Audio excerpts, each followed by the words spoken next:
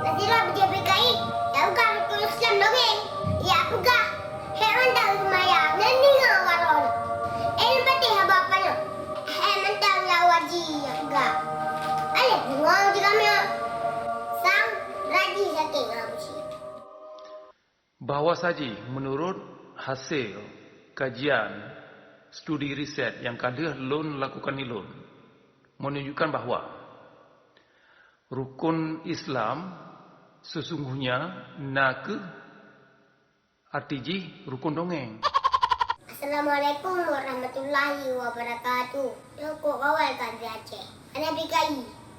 Apa hai bape ni? Pui belah. Kayak begah. Duga tak semayang. Yo kabutoy lagi nek ni begah.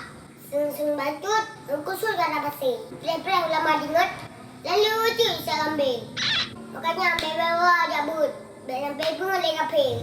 Panata tengok video. Kocah aku. Yo bocah, lihat bocah Aceh. Yang nak depan, ada apa dia bocah? Pedaba. Mereka depan, embut lubek. Kamu mulai rasa awak kah? Wahai bangsa Aceh, bangsa yang terlibat. Yo berhati-hati, boh. BJPKI, kanan Aceh. BJPKI yang anti agama. Alihnya belum depu. BJPKI yang anti Islam. Lalu lawannya kan? Kafirah bangsa. Nazira BJPKI. Ya bukan rukun Islam dongeng. Ya pegah. Hewan tak semayang. Nani ngawaron.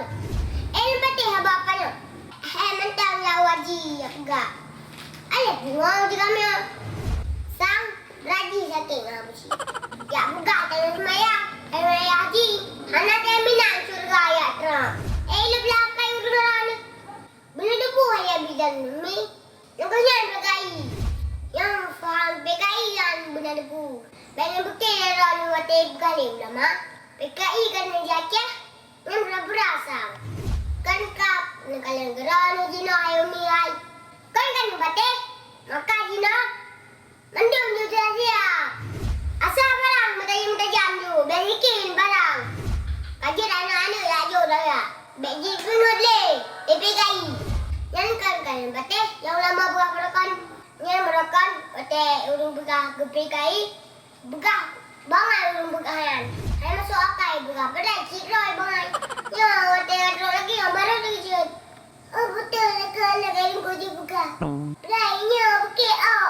Tip-tip yang begahan ni ulama akan tro kendongeng.